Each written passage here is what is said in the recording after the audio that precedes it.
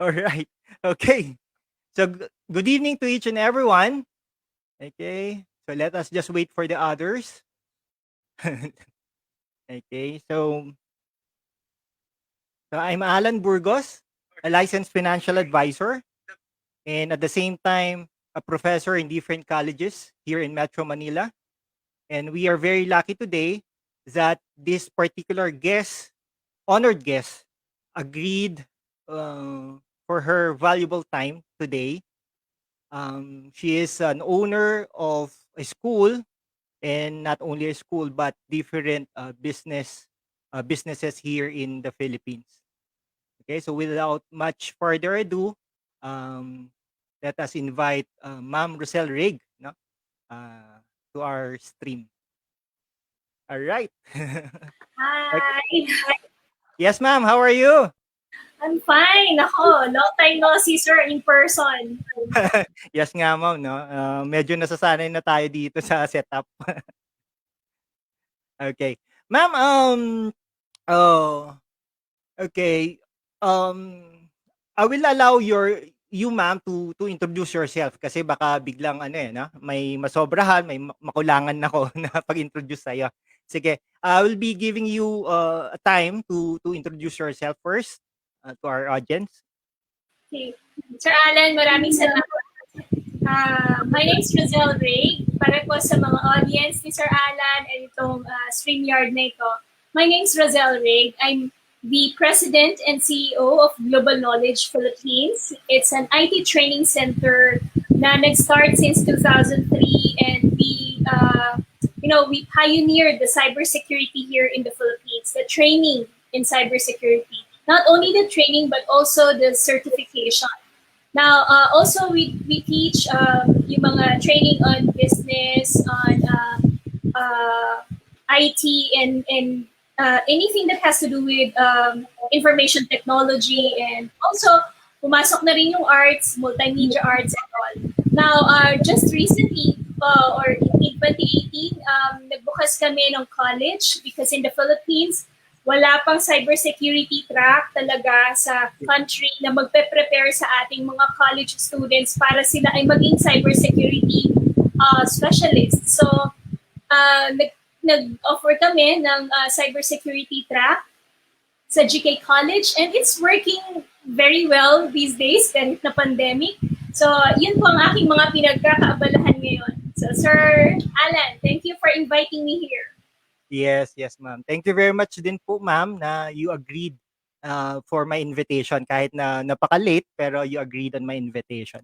Ma'am, ako ma'am, no, na-witness ko na yung ano mo, yung parang yung journey mo here on this field, no? Medyo years na rin tayo magkakilala. And then based on my observation, ma'am, I consider you to have a Midas touch, no? Meaning to say a person with an ability to make money out of nothing, parang ganyan. No? So kahit anong hawakan mo ma'am, no? In arts, in academe, in mga plants natin diyan, 'di ba? Parang you make money out of it, no? What is your secret about it? Can you share that to our audience? Yeah. Actually, ang priority ko talaga is not really to make money. Ang priority ko is to be of service. Parang mag-offer ng something. Kung ano yung kaya kong i-offer sa masa, or kung anong kaya kong i-offer, for example, sa arts industry, or sa mga na gustong maging expert in cybersecurity, I offer the services. Now, yung money part, ano na lang yun, parang bonus part na lang yun. So, and syempre, as you do it, parang nabibuild yung confidence ng tao sa'yo. They build the trust, nabibuild yung trust nila sa'yo. So, whatever you say, or halimbawa may i-offer ka, parang they patronize it because nandun yung integrity, nandun yung kanilang trust sa'yo, and yung belief nila sa'yo at sa produkto or service na ino-offer mo. So that's why siguro, yun nga, pag may ino-offer ako na something, ginagrab din ng mga friends ko, ng tao. But basically, I offer what I think is lacking, yung wala. So, Yes. ay hindi rin ako masyadong nag-offer ng ang dami-dami na kasi mahirap din, alam mo yun, kumbaga they're best at it na eh. So I would offer something na hindi pa na-offer or limited lang kaming nag-offer. And then, I make sure na I give the quality service or quality product na angat doon sa existing. So that's probably one of my secrets. Yes, that's great, ma'am. No? Ma'am, before we continue, kasi last week, this particular page, the Personal Finance Advice for Professionals, reached its more than 1,000 likers. So, I want to honor these 1,000 people who like this page. And what we do promise here is we will be having this particular content for you guys. Ma'am, just to continue, no, for sure naman in the past, you have these challenges, no? Kasi sabi nga nila, in order for you to succeed, you need to experience these challenges. Okay. So, can you please tell us, ma'am, kung ano ba yung mga challenges na napagdaanan mo in terms of your financial journey, and at the same time, how did you survive those challenges? Okay. Challenges, ang dami-dami niya. Tsaka non-stop siya. So, even up to now, no? Kumbaga may challenge at may challenge. So, like for example, in 2009, natatandaan ko 2009, talagang economic downturn yon. So, hindi kami makabayad halos nung renta, and mas mahal pa siya kasi that time nasa tech-type building kami. So, sabi ko, kung i-give up natin yon, humanap na lang tayo ng mas murang area, and then pinakausapan ko itong bagong area na pwede ba mababa lang muna yung aming renta, etc. So para ba na-work around naman. Even during this pandemic, for example, napakamahal ng renta, di ba? Lalo na running a school, kahit walang pasok yan, kahit walang physical class, kailangan mo rin talaga magbayad ng renta despite the pandemic and despite this no face-to-face classes. Yes, So, yes. what I do is medyo may gift din ako in negotiation. Kasi for example, I negotiate with the owner of the building, and then talagang nakiusap ako na, sir o ma'am, di ba, wala talaga kaming klase, and baka pwede po nating babaan para at least naman po ma-maintain pa rin namin and makip pa rin namin yung pagiging tenant namin, kasi po talagang hindi naman po ito gagamitin and wala po talagang taong din, and safe pa rin para sa kanila. So eventually, alam mo, yung appeal ko sa kanila, napagbibigyan naman nila, kasi I think siguro nakikita rin naman nila yung sincerity, and talagang very authentic naman ako and open book pag makikiharap sa tao, makikideal sa tao. So they understand and they give in to my requests. So yung mga ganong challenges, financial challenges, it's never ending. Never ending. And laging meron at meron. So kahit medyo nag-peak ka na parang, oy, naka-acquire ka na ng ganito, but still, no, nakakaisip ka nga ng things na hindi na parang, kunwari, during this pandemic, we are building a gallery, an art gallery in Tagaytay. And parang, dapat, di ba, nagpapahinga na lang ako, sige, palipasin na lang yung pandemic, but when there's no money coming in, when there's no income coming in, tas doon ka pa nakakaisip na magpatayo ng building, magpatayo ng gallery. And what's a gallery, di ba? It's a luxury. Hindi naman siya necessity. And yet, because, non-stop ibig sabihin, parang, sige lang, even if there's pandemic, parang, we keep on moving, we keep on striving, kasi later on, you'll realize that the efforts will pay off. And along the way, you'll find, parang you fly as if you will nga, sabi ko Hindi mo pa alam saan mo kukunin yung budget. Hindi mo alam, but again, at the end of the day, hindi ako nangungutang. Walang utang si GK. Walang bank loans. Walang utang sa mga kamag-anak, or walang outside investors. So everything has to be, parang generated from within, or talagang through the efforts on a day-to-day basis. Alright. That's great. Ma'am, nakita ko nga yun yung post mo about that future gallery of yours. Art gallery. Is that an art gallery or gallery in general? I mean, it's an art gallery. Okay. And also an events place. Tagaytay, no? So that's great, ma'am, no? So looking forward, ma'am, na maka-visit ako diyan pag meron na yan, ha. Okay. Ma'am, yan, let us honor first the ano, yung mga some of our attendees here. I invited some attendees kasi her name is Hershey May Mateo from Pasig, no? So thank you very much, Hershey. Ma'am, in personal finance and in business, cash flow is very important, 'di ba, ma'am? So for you, ma'am, how are you having this cash flow? How are you defending it? How are you maintaining it or reserving it? Something like that. Okay, yung cash flow, talagang parang ano yan, sa totoo lang, minsan nauubos yan eh, nade-drain. So, Yes, yes. talagang nade-drain na parang, shucks, ano na yung next na ipapasweldo mo, Yes. saan ka na next na kukuha ng ganito, ng ganyan. It's, nade-drain talaga siya.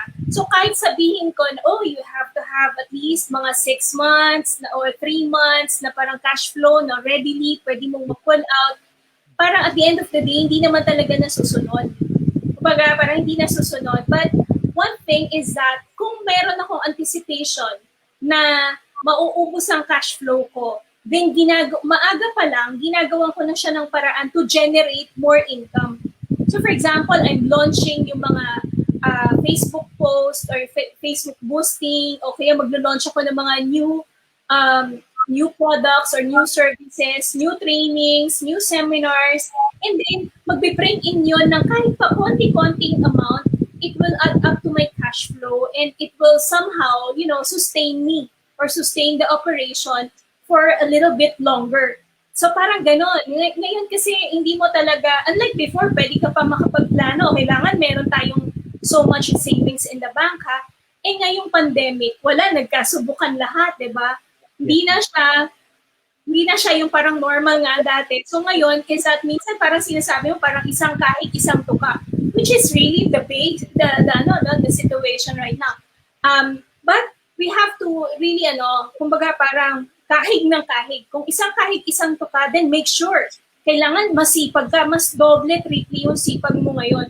Kahit mas maliit yung income, pero kung mas marami ka namang efforts na binibring in ngayon, kahit papano, you get to live by, you get to sustain whatever you're trying to sustain. yes, yes. Yes, thank you very much for that, ma'am. Ma'am, nasabi mo kanina, ma'am, no, na dapat nagpapahinga ka na lang, ganyan. So siguro, 'di ba? Pero ma'am, I'm just curious what is your motivation? Bakit nagpapatuloy ka pa, no, sa mga ganitong adhikain mo, no? I don't plan to retire anytime soon. Kahit mga 80s plus na ako, I'd Yes. still be working because this is the kind of work that I really enjoy. So parang hindi siya talaga naman work. It's just that, syempre, you term it as work or I term it as work. Kasi syempre, when I work, I feel great na, may silbi ako, may nagagawa ako, and then I get to put my mind into something na makakapag-benefit ng iba. So, kung ako lang iisipin ko, magtatanim na lang ako, mag-garden na lang ako, siguro naman, mabubuhay ako na, kakain na lang ako, pipitasin ko na lang dyan. But at the end of the day, I think we have to make a good use of our brains, of ano ba yung capability pa natin na makatulong pa sa iba, mas makaserve pa ng iba. Like for example, maintaining the company would mean bringing salaries or giving them salaries that would feed their families, diba? So if I can, sustain the company and make it bigger, make it stronger, then the people working in it would be able to rely on the company and assured sila, hindi sila kakabakabahan na, baka bukas wala na akong trabaho, wala na akong may pakain sa anak ko o sa asawa ko and all. So I think that's the reason why yun yung motivation ko. How can I be of service today to everyone? And hindi na ngayon. For the future pa, yung mga darating na future. Kasi I know, ang isang tao, kaya niya talagang, make a difference in this world. And kung may ganung mindset ang isa, and multiple mo yun, sobrang, di ba, mababago natin ang mundo. Mababago natin yung generation, yung next, mape-prepare natin yung mundo for the next generation. Yes. Thank you. Miss Universe ang sagot, no? Ma'am, I like that statement. The reason why you are sustaining your company or your companies because of the service, no, service to others, no, including the employees of your companies, no. So yon, for the information of everybody, no, ma'am, I'm part of GK College as a part-time professor, and she is considered my boss, and at the same time, she's my partner client also, no, kasi for the information of everybody, I'm a licensed financial advisor from Sun Life, and luckily, Ma'am Roselle here is my partner client. Okay. So ma'am, let's us first honor the attendees that we have for today. Arjan Angeles Torres, Ricky Boy De Gracia, Eliza Zari, and Christine Aliana Guerzon. Good evening to all of you. Okay, ma'am, actually, I have the copy of your books, di ba? I have 3 or 4. Ayan. Title nito is Gusto Kong Magnegosyo Pero Paano? This one. Right? So, luckily, Ma'am Rosel gave this to me. Gusto kong makabayad ng utang pero paano? This one. Okay? And magtitipid na talaga ako, promise, no? Ayan, magtitipid na daw talaga ako, promise. Okay? And then you have digital copies on this also. Ma'am, based on your book, you mentioned that it's very important to name your goal or savings. You mentioned that, for instance, if you are saving, maybe you can name that as your travel fund, or maybe you name that as your future car, something like that. What is the importance of naming in personal finance, ma'am? What is the importance of naming your goals or naming your savings? Okay, para ding destination yan, no? Journey. Kapag may journey ka, may goal ka na gusto ma-reach, ano ba yung destination mo? Kasi, mahirap kang makarating sa destination mo kung hindi mo alam kung saan yun. So, similarly, kung ang destination mo, halimbawa, or ang goal mo, makabili ng bagong ref, kasi sira na yung ref, yun kung sabihin lang natin, then that is your goal. So, yung goal na yun, ang gagawin mo lang is to save up for it. Diba? So, you name your goal. Now, ang isang goal mo is to send your kids to school. What school? Anong particular school? So, ilagay mo na doon, and then magkano yung average tuition fee doon. By then, mag-school. So, parang lahat ng bagay na goal, you name it, para at least alam mo, unmotivated ka rin, oy, kailangan ko nga talaga itong ref na to, or kailangan ko talaga ma-send itong aking anak sa good school, and ito yung dapat kong pag-ipunan.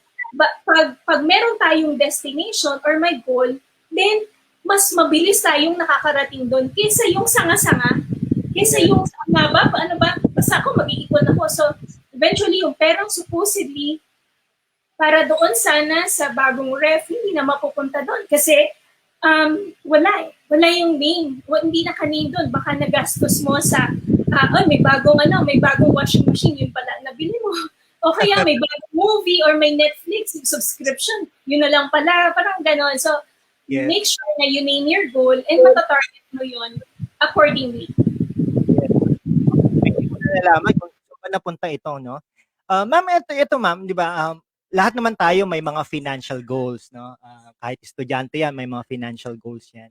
Anong suggestion mo, ma'am? Ano bang mas uunahin dapat? Yung pinakamalaking financial goals or yung pinakamaliit muna? Kasi kung pinakamaliit naman, parang kung nabili mo, for example, yung maliit na bagay na yon or financial goal na yon, parang pag nabili mo siya, you feel good about it and you think you're winning na, 'di ba? Versus naman dun sa pinakamalaking goal mo, for example, kotse, pero ang tagal-tagal mong ipunin, so parang you're not, in a way, parang you're not winning. So anong masasuggest mo sa ating audience, ma'am? Okay. Meron tayong maliit tsaka malalaking goals, no? Yeah. But at the same time, meron din tayong importanteng goals and not so important goals. So, identify muna natin kung ano ba yung mga most important na parang non-negotiable. Then siguro dun sa most important and non-negotiable, make sure na iniipon-ipon mo yun. Now, as perks, okay, pwede nating ilista rin yung mga less important, pero you really want to have that, and small wins or small gains, sabi mo nga. So kung may mga small gains tayo, parang nakakadagdag, nakaka-boost, di ba, ng moral natin, oy, na-achieve ko na to. And then next, konti-konti, kumbaga grade 1 ka muna, sa kakapundag grade 2, grade 3, hanggang sa pa-level up. But make sure also na, yun nga, since nailista mo yung important goals mo, hindi ka nagsispend ng too much money or too much effort on the small goals na hindi naman ganun ka-importante, because you may want to use these funds or these savings or budget para dun sa important goals mo. So I think the more important thing to really discern or siguro isipin or talagang i-list mo doon ay ano ba yung importante? What matters most? Ano yung mas importante? And then dun ka medyo mag-invest ng time, effort, and budget. Correct. Thank you very much for that. Ma'am, before we continue, let's honor first the these names, no? Jana Trishiltan, Kurt Canillas, Rowena Cuarto Bicaldo, Hershey May Mateo. No? I think they are from Quezon City and Pasig. Okay. So, ma'am, ang favorite ko talaga sa personal finance is about allocation, no? Because in allocation, parang I have the power to allocate something, no? Parang allocate the money that I'm receiving or ganun, yung mga ganun. Sa akin on my part, parang I allocate my income or the money that I receive in terms of operational, investment and some financial or yung parang dapat kong bilhin, something like that, no? O parang ina-allocate ko siya percentage-wise, 60-20-20, something like that. How about you, ma'am? Can you share to us, no? Ano ba yung ano mo, ano ba yung ginagawa mong allocation on your part? Do not do not mention specific uh, kung magkano ba yan, something like that. Okay. To be honest, dyan sa book, makikita nyo dyan yung 10-20-70 rule. Okay, 10% tithing kay God, tapos Yeah. 20% yun yung savings ko. Savings or basta investment. For example, may binabayaran akong lupa, basta it's a savings. And then the 70% is allocated dun sa aking mga expenses. So sa expenses ko, like for example, sa akin medyo bigger scale kasi nga, running a business. So the 70% goes to the salaries of people, to the utilities, to the bills, and etc. Pag hindi nagkasya dito sa 70%, I have to cut costs. I have to do some budgeting and for example, nag-over ako doon sa 70% ko, pwede ako magtanggal ng, say for example, internet connection, o kaya magbaba ako ng Meralco bills ko. Kailangan sobrang tipid kami sa ganito. Or, pwede rin na magtanggal ng tao. That's the last part, no? Like for example, hindi na necessary yung position na yun, or kung mga may ina-outsource kami, magbabawas-bawas kami. So that's para ma-maintain ko sa 70% lang yung aking budget, yung aking expenses. Now again, very important yung 10% para kay God. Yes. 20% para dun sa savings or dun sa running ko na like for example, yan nga, I'm putting up a gallery or I'm yung mga investment, for example, I'm also investing in cryptocurrency. So doon na pupunta yung mga iba or even yung sa mga insurance, sa stocks, doon na pupunta yung 20% ko. After that, the 70% it goes to the expenses of both my personal and the company. Okay, good. So yun, ma'am. We mentioned a while ago na you are my partner client and valued partner client. Tell us, ma'am, no? Tell our audience, no? And the people who will be watching this later on, dun sa replay, what is the importance of insurance in a personal finance? On your part, as a business owner, as an entrepreneur, something like that, ma'am. Okay, I'll tell you a story, nung journey ko sa insurance. So I've been getting Sun Life insurance for quite some time already. So marami na po akong insurance na nakuha for my kids, for my family, for myself. And yung most recent ko nga yung insurance na nakuha ko kay Sir Alan, which is a life insurance and all these. Now, the value of insurance kasi ganito po yan. Kumbaga, parang kunwari ang sasakyan, di ba? Ang sasakyan po ini-insure natin eh. Yes. Kasi ang sasakyan, pag in-insure natin, di ba, mabangga man o magasgasan man o masira man during the comprehensive period na insured siya, ah, kumbaga, binavalue natin yung kotse o yung Correct. sasakyan or kahit motor naka-insured. Pag nawala, may papalit. Tayo, bilang income generating, tayo ang biggest asset ng pamilya natin. Eh Correct. tayo ng insurance. Correct.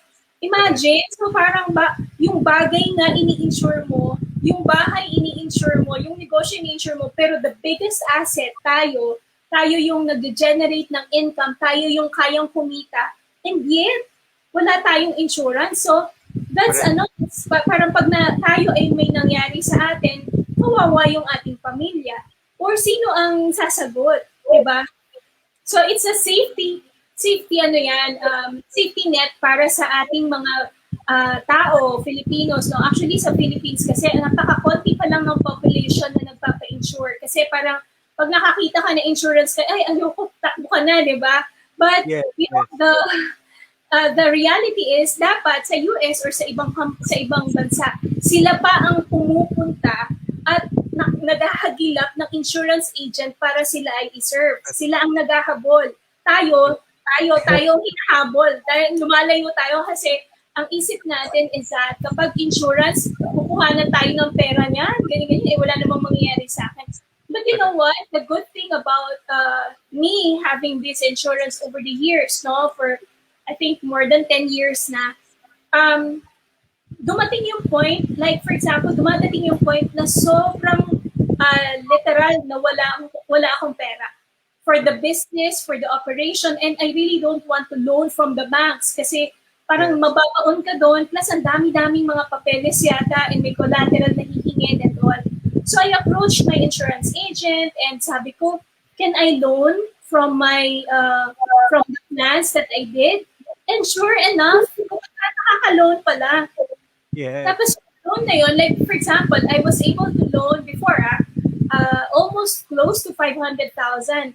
So imagine if I loan that from a bank, gaano katagal, anong hihinging mga collateral and all. But this one, from the insurance, from Sun Life, nag-loan ako, I was able to get it like in less than 7 days. Nandiyan na.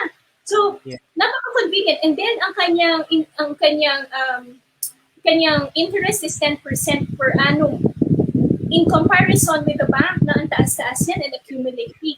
So, it's really a convenience for me and talaga napakinabangan ko siya during that time na talagang gipit talaga ako and I really don't know where to get the money but at the same time, I never wanted to loan from anybody or from the bank. So, the insurance really helped me. Plus the fact na if anything happens to me, Yes. yung mga beneficiaries would be, hindi sila mahihirapan. Correct. Hindi sila hahagilap ng saan yung ganito, ganyan, pambayad sa mga estate tax, pambayad sa ganito, sa ganyan. Because I'm insured. Diba? And imagine for a very small amount, pwede po kayo magpa-insure ha. Hindi ko kayo binibentahan. Hindi naman ako insurance agent. But it's a peace of mind. It will give you peace of mind and even your family, bibigyan din po kayo ng peace of mind niyan para sa pamilya ninyo. Kasi, again, if something happens to us, then somehow, para ka na rin nagsisave. Savings, as later on, you wouldn't know when you need it and when you need it, talagang nandyan yun para nakasandal ka sa pader. Parang gano'n. Yeah. Okay. Thank you very much for that, ma'am.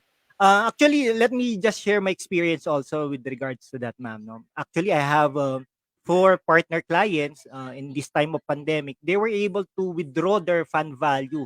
So medyo yung isa nakabili ng bike, no? Yung isa yung dalawa, actually yung tatlong partner clients withdrawn the fund value because of personal or emergency. So ayun. No? So sa iyo naman, ma'am, on your part, you were able to loan, no, because of that insurance policy.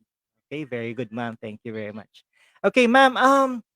Okay, may mga estudyante tayo dito, ma'am. Some of them are my students. Ano kayang pwede mong maipayo sa kanila, ma'am, no?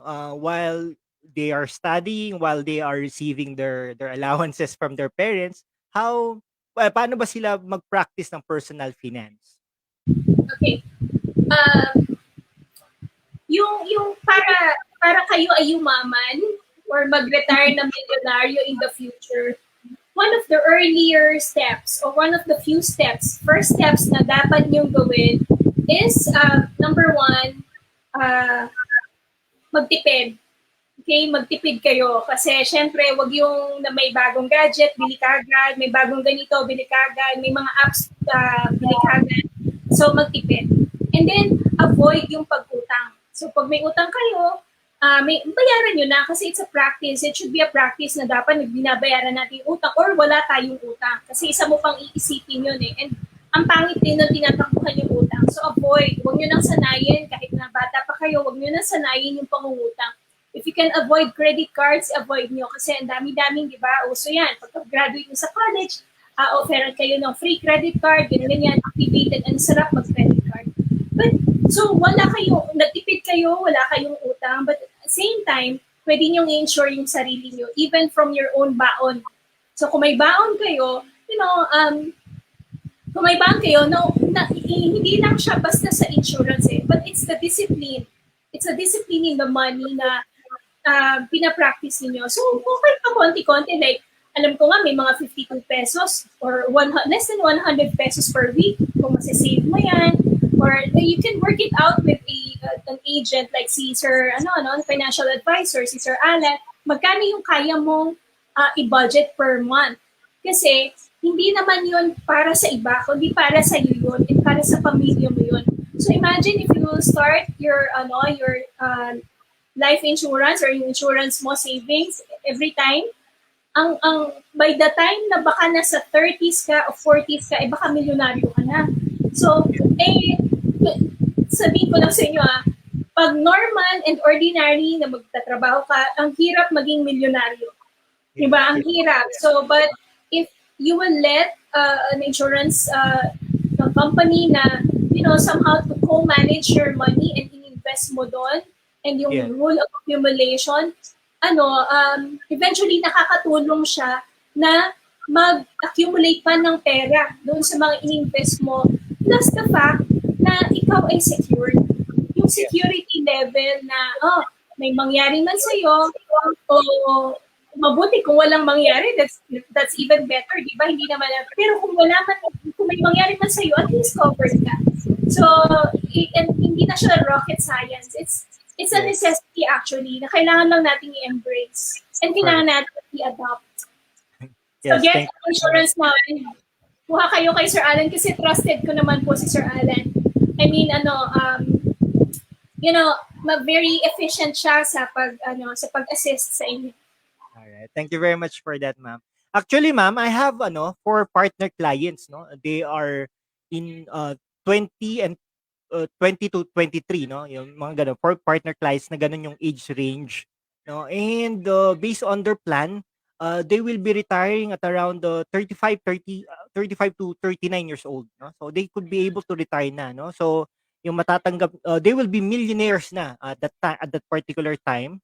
35 to 39, grabe, no? Sabi, kaya sobrang sipag nilang maghulog every quarter, no? Minsan sinusobrahan pa nila because of that because of that goal to be a millionaire, to be retired and to have their own business when they reach this particular age. Okay. Ma'am, alam naman natin, no, napaka-challenging nga, no, yung iba sa atin talagang nagsusurvive lang, di ba? Alam natin yung situation na to. Pero sa inyo, on your part, ma'am, what are the areas of opportunity that these students, that these individuals can have in this time of pandemic? Okay. Yung mga typical sagot, di ba, na, okay, mag-aral kayo mabuti, ganito, ganyan. I mean, that's normal and that's the usual tip na ibibigay ko sa inyo. But, you know what, there's something new ngayon. I think you may want also, if talking about financials, no, if talking about, investing, it's a cryptocurrency. So, I don't know, sa iba, it's really a puzzle pa. It's really something na, no, but, if for example, stocks, kasi for example, nasa stocks ako, nagsa-stocks ako, but ang practice ko sa stocks, bibili ako, um, pag bili ako ng stocks, I'll keep it forever. Hindi ko siya, unless siguro talagang yun nga, pag dumarating yung talagang gipit na gipit ako, pwede ako mag-withdraw ng funds doon, ng money doon, and by then, tumubo na yung aking stocks. But this time around, um, yung parang buy and hold. Kasi kay Warren Buffett, yun yung kanyang practice. Buy stocks and you hold it for a very long time and then you'll just realize na yung iyong invest ay 300% higher na kumpara sa initial mo. The banks will only give you like what? 0.25% interest doon sa iyo. So kahit na doblehin pa natin yung lifetime mo, hindi madodoble yung investment na yung naka-savings mo sa bank. Sa stock, siguro magiging pwede 300%. But you know what? In cryptocurrency, it can go as high as 37,000%. Okay, 37,000. So for example, yung dating Bitcoin na 1 cent lang ang bili, ngayon ay 2.5 to 3 million na ang isang Bitcoin. So, but of course, this is something, and when it comes to security, this is really very secured kasi ito nga ay dinesign talaga for the military, for the, but maybe you can take a look at it because it's the new financial future that I'm not really promoting, but we have to be parang future ready. Future ready. So if you can just, make an understanding of what it is, then it's a good, but don't invest in something that you don't know. So you really have to know first. For the insurance naman, I'd suggest na, get an insurance. That's your best, best security in financial. So kung may mangyari, the insurance will cover for whatever you cannot cover. So, yon. And yun na yung mga tips ko para sa ating mga kabataan. Good luck sa inyo. Kasi, maganda naman yung journey in life. I mean, deserving yung talagang yayaman ka kung gusto mo talagang yumaman. But make sure na kung gusto mong yumaman, it's all about win-win. Okay? Wala kang aapakan na tao, hindi ka maninira ng iba, hindi ka gagawa ng something na taking advantage of others because at the end of the day, it's karma. So meron talagang karma na tinatawag and when you do something good, 100 folds yung balik sa'yo. When you do something bad, ganun din, hahabulin ka niya. Hindi ka pwedeng makawala.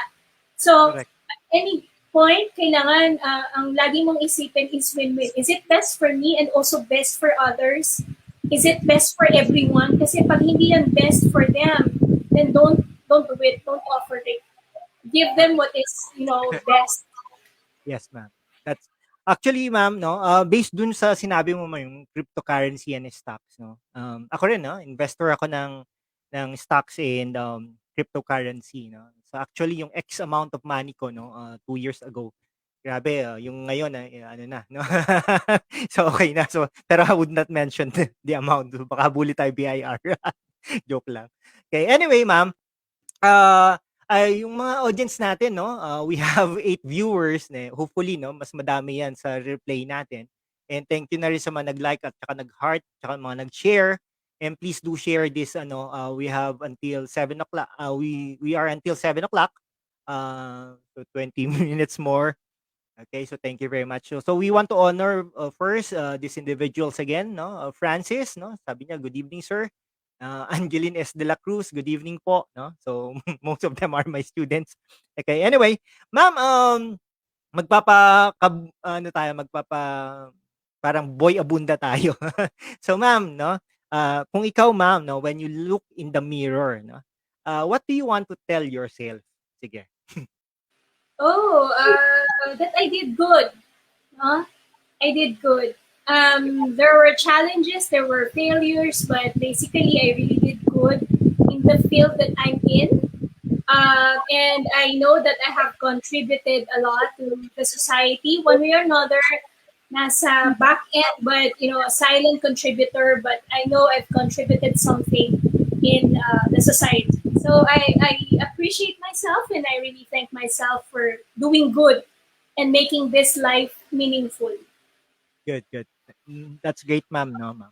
Uh, okay, to our audience, no, you can ask questions, no, just type there on the comment box, no, or whatever questions you have for Ma'am Roselle, no. So we are very lucky, no. Ma'am Roselle is a business coach, a business owner, an author, no, an author of several financial books that I have it here now, and maybe in the future, future authors of different titles also. Okay, ma'am. Okay. You are also a YouTuber, right, ma'am? Uh, Yes. All right. Ma'am, magkano na ba kinita na? Without wala. mentioning, without mentioning the amount. Pero okay na ba? I mean, No. I just started. Parang kaka-monetize pa lang. I mean, yung ads, doon pa lang tuwang-tuwa na ako, no? yes, But yes. basically, I did the YouTube not really to earn. Kumbaga, parang it's really one way of me sharing my ideas, interviewing people, ganyan. Pero bottom line, para kasing ang hirap kumita sa kanya. Kasi kailangan mo talaga ng several millions of views para kumita, no? So wala pa ako doon sa stage na yon. And if ever na dumating ako doon, it's really just a thank you for that. But the goal is really not for me to earn from YouTube, but the goal is for me to somehow influence. Kasi I own businesses, I own a college, and maiparating ko sa lahat kung gaano kagaling si Global Knowledge at si GK College. Ma-send ko yung ideas ko about the artists in the Philippines, and share this to the public. So again, later na lang kung ma-compensate ako ni YouTube, then that's just the bonus. But I have other sources of income, so YouTube is not one of those na tinitingnan ko maging source of income in the near future, no. Siguro later on, pag sumikat ako, pag pinasikat niyo ako, baka siguro I won't mind. Ayan. But I haven't earned from YouTube yet. I'm just enjoying the journey. So bagong-bago pa lang talaga ako. Na-enjoy ko pa yung mga ads. Yes. Ma'am, actually, I'm looking forward when you will be receiving this silver button from YouTube, no? So we will be celebrating on that if you will be receiving that one, ma'am. No? Wow, sana. Yeah, let's pray for that. Okay, ma'am, how about, kasi I'll give you an idea, no? I know naman na may mga ganitong ideas ka na siguro, ma'am, no? Yes, we have these platforms, we have this Twitter, Facebook, we have the social media platforms. What if Trump would be creating his own platform, no? How about you, ma'am? Are you thinking na ano, in the future you will be creating your own platform to have your own Facebook in the future? No. I will leave it to them, to sa mga magagaling na. But you know what? If ever in the future, at kung ma-explore ko, I'd like to have a GK currency, cryptocurrency. Yun yung mga ganun siguro. Pero, or siguro an NFT site. I mean, ito naman for the artists, no, na they can buy they can buy artworks using cryptocurrencies. So, nandun ako sa area na yun. Or probably, if you won't hurt kung magkakaroon ng ICO or yung initial coin offering ang GK, diba? Global Knowledge. But that's a wishful thinking. So I'm not sure, diba, later on how I progress with this thing. And yun yung mga naisip ko. But having an own platform like Facebook or Twitter or hindi wala siya sa pipeline ko. Since you mentioned the ICO, in the future, ma'am, are you planning to have our school or your school, GK College, to be in IPO or initial public offering in the stock exchange? No. I'd like to stay GK College or the Global Knowledge Company to be, yung original na board members and the original directors and all. So, hindi ko siya balak out in the public because, once it's out in the public, you can't control sino na yung owners and all these shareholders and all. Hindi ko siya nakikita na parang anytime na initial plan ko or in the future, in the near future, wala siya sa plan ko. I just want to grow this internal. I mean, I just want to grow this as is. So, tingnan ko kung hanggang saan kayang ma-stretch, hanggang saan kayang mag-grow. But, I really don't want to grow it so big. Kasi when you grow it so big, it becomes unmanageable then. Mahirap din, stress. Baka yung mga next generation na mag-handle nito would also find this stressful. So, I want them to have a balanced lifestyle. Kaya, even if I wanted to grow company so big, I medyo kinikip ko siya na manageable level lang. So that I'll have my family life intact, I'll have my love life intact, I'll have my balance and my self life intact and walang stress. And I keep myself healthy in that aspect kasi hindi ako nasa-stress of anything. Sana, no? Actually, you look, you look young, you look beautiful. Thank okay. you. Parang wala talagang stress. Ma'am, let's have the question of Miss Rowena Cuarto Bicaldo. No? So, sabi niya, Ma'am Roselle, where are your mentors in your financial journey? How much capital did you start working on? I am my own mentor. Kasi nung unang panahon, I started my business in 2003 and I graduated from the University of Santo Tomas with a degree of business administration, business management, major in marketing, banking and finance, and business management. Now, I've been an employee for the past 15 years bago ako nag-venture into my own company.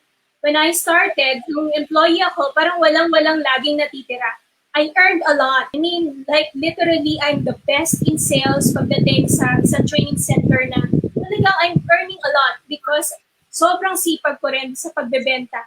Benta ng courses, benta ng ganito. Pag sabi ng boss ko, ang aking reporting time is from 12 noon up to 9 p.m. kasi nasa mall.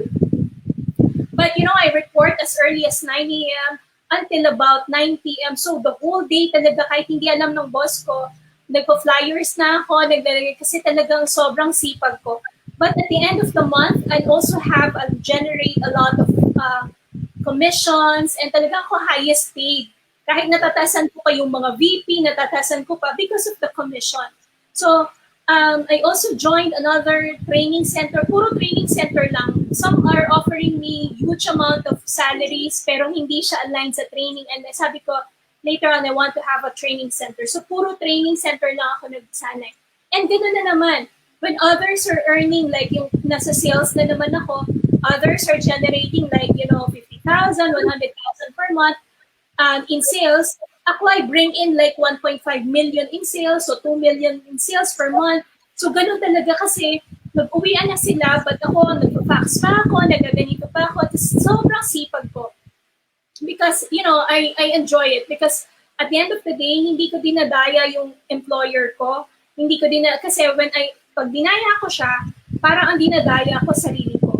So, binibuild natin, whatever we do, we build ourselves. We build our own house. So kapag dinaya natin yung house natin, later on, pag alis mo dyan sa company na yan, you'll be very weak.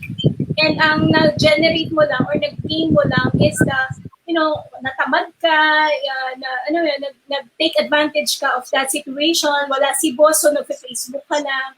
But sa akin, kahit wala si boss, I really do a lot. I mean, I really do something for the company to mag-boost siya. So, it paid off. Now, when I started putting up my own business, I had zero. I had zero capital. Wala talaga. As in, dalawa kami ng sister ko. Na used computer, tapos wala kasi walang So, eventually sabi ko, kung magaling ako, yung para magtayo ka na isang training center, you need at least mga 15 million pesos. During that time, 10 million, 15 million, kulang pa yan para makapagtayo ka ng isang IT training center.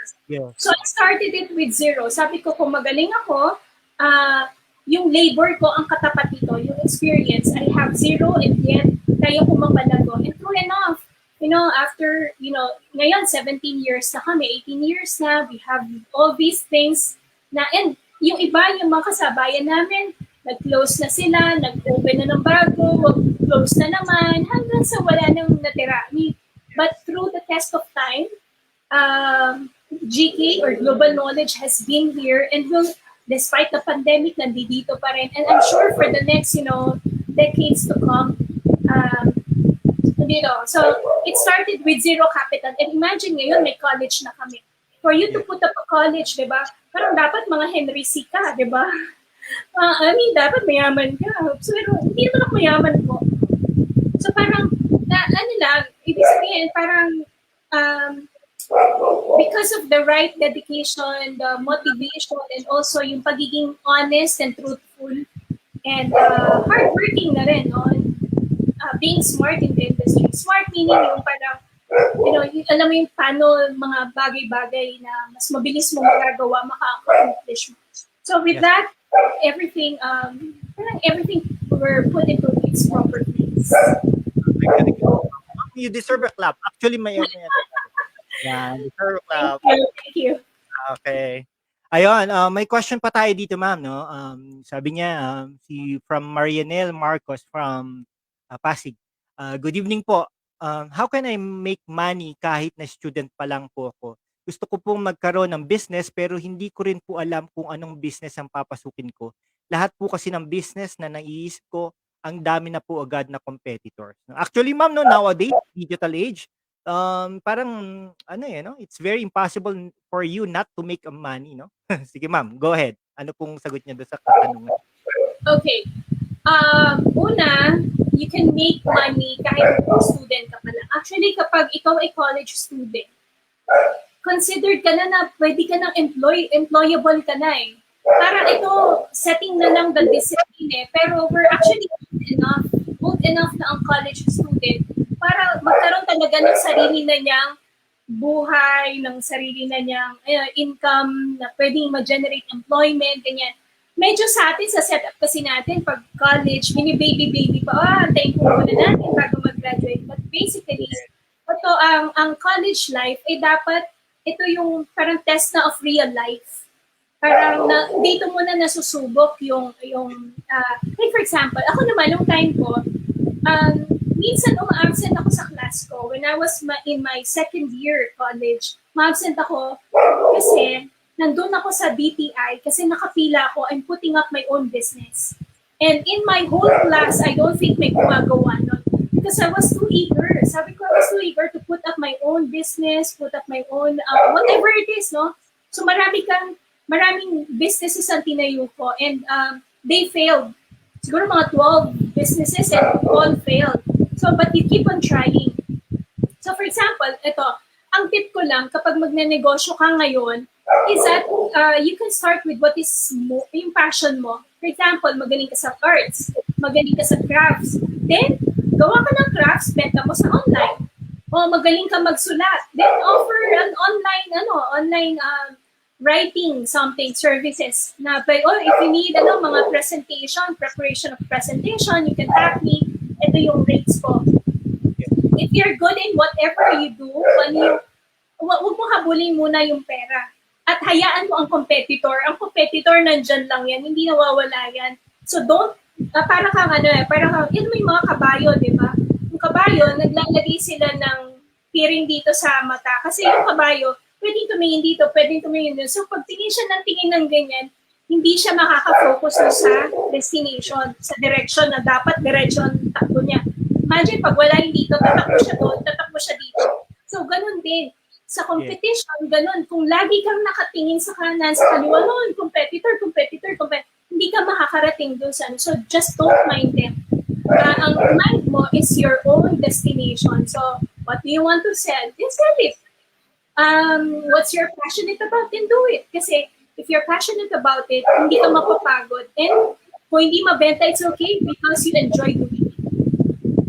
Yes, actually, yan din yung ma'am, message ni Kai Soto, yung prominent 18-year-old basketball player natin. No? Marami nagbabash sa kanya. Sabi niya, I don't have any time for bashers kasi hindi naman ako mag-i-improve. Mga gano'ng bagay. Sige, anyway, ma'am, may isa pa tayong question from Hershey May Mateo from Pasig din ito. So, good evening po, Ma'am Roselle. Can we ask an advice on how we will handle our finances? Also, can you give us inspirational message for us to strive harder, especially now that we are facing the pandemic? Okay. Thank you, Hershey. And thank you to sa mga nagtanong kanina, ha. I appreciate the questions. And mabuti na itatanong nyo yan. So, number one, how to handle your finances. Okay, to be honest, ako, minsan, hirap na hirap ako sa pag-handle ng finances ko. May mga tao talagang matipid, magaling sa finance, ano mo yun, yung nag-allocate ng budget. Unfortunately, in my case, hindi ako yun. Hindi, kumaga, give me the money, pag may money ako, I can think of another business to put it, alam mo yun, palaguin, pero minsan, syempre, trial and error, ganyan. I don't buy expensive clothes or ano, just a very simple. Makikita nyo, wala akong earrings, um, wala akong jewelry. I'm not really fond of jewelry. Meron man ako, hindi ko isusuot yan. So, I might as well not buy it. Wala akong expensive na mga bags. I have, but you know, binigay lang yan. So, parang hindi ko rin siya napapakinabangan, ganyan sa closet lang.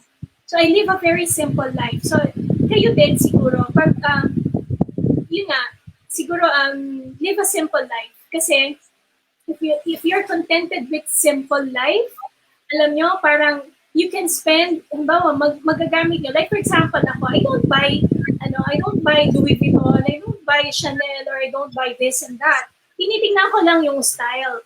But, you know, I appreciate it. But I also don't buy super cheap ones, no? I buy quality clothes that will last me for quite some time and that will make me look good, but not spending a fortune on it. But at the same time, instead of me buying expensive clothes or bags or mga jewelries, you know what I buy? I buy properties. Bumibili ako ng lupa. So, yun yung parang bisyo ko. For example, pupunta ako, magtitingin ako sa buy and sell or sa mga carousel or kung saan man, no? Titingnan ko ano yung mga lupa na parang manageable, pwedeng bilhin, murang-mura, and I will negotiate with the owner, sir, o ma'am, pwede ko bang bayad-bayaran? Parang baka naman pwedeng rent-to-own. Ganyan yung aking mga style. So, eventually, kapag na-rent-to-own ko siya for 5 years, doon napupunta yung pera ko. So, also sa insurance, no, doon na rin napupunta. Ang bigat, minsan ang bigat. Kasi ang dami-dami kong binabayaran. But, you know, the good thing about binabayaran ko is that it's an investment. Hindi siya expense. So, hindi siya napupunta sa Starbucks or hindi siya napupunta doon sa mga, alam mo yan, branded clothes, branded shoes. You'll see me to have a very simple life. And yet, I accumulate properties, I accumulate yung mga, yung businesses, kasi nandyan yung passion ko. Now, if I do that, not for my personal gain, but it is for others, no? Para maibigay ko rin back to the society. By offering them quality training, by offering them an art gallery na pwede silang mag-exhibit doon, etc. Wow, very well said, ma'am.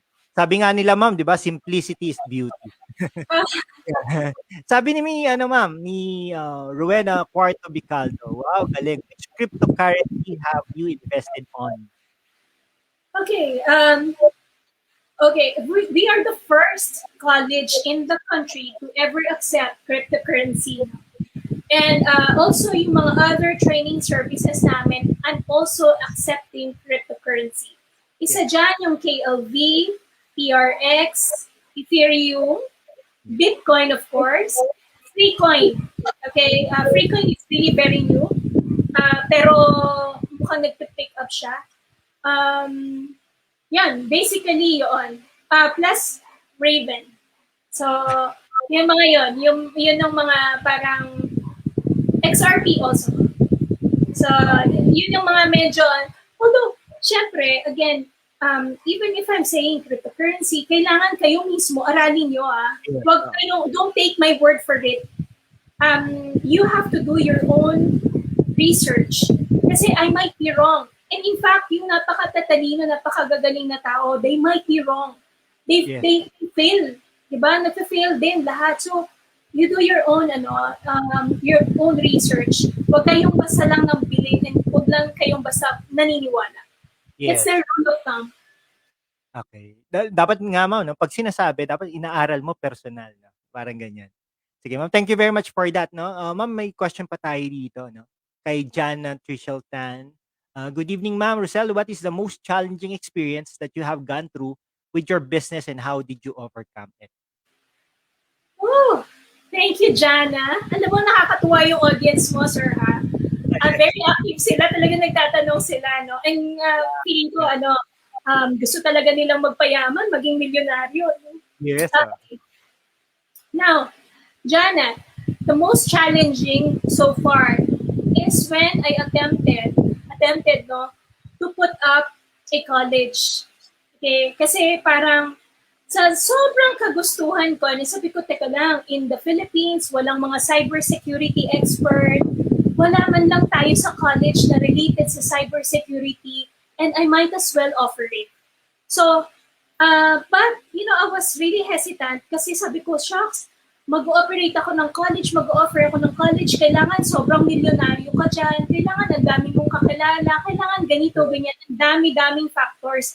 And once na na-put up mo siya, hindi lang siya parang one time, big time. It has to be sustained. Magkakaroon siya ng sarili niyang buhay for the next 50 years, 100 years, and iba nga, di ba? Sobrang tagal ng college. UST nga, inabot 400 years eh. So it will have a life of its own. And hindi ganun kadali. Alam mo yon, yung parang hindi ko naman pinagplanuhan, basta one day na lang, sige, magpunta na nga tayo ng college kasi request ng mga estudyante. Mga students sa amin, ma'am, kailangan magkakaroon ng college, ganyan. We want sana cybersecurity ng college, fine arts, and multimedia arts.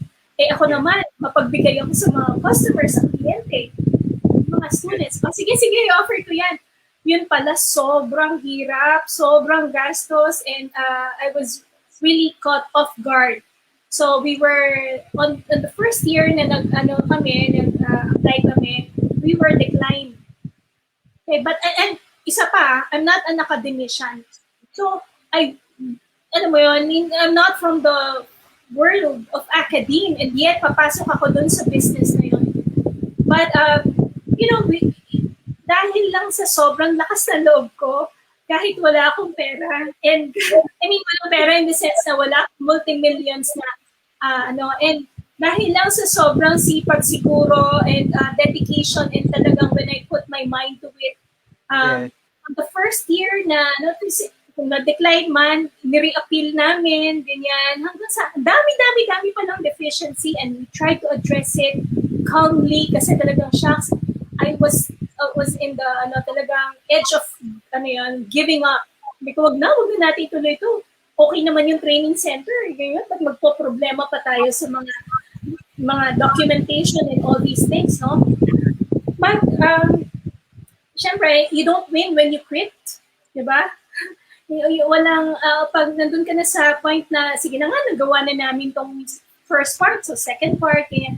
Hanggang sa eventually, during the first year na in-apply namin, we were approved. So, we were approved for the BSIS, Cybersecurity. We were approved for Multimedia Arts, major in film and video. And also, we were approved for Bachelor in Fine Arts, major in painting. So, I have known na parang pala, later on, sabi niya, oh, you know what?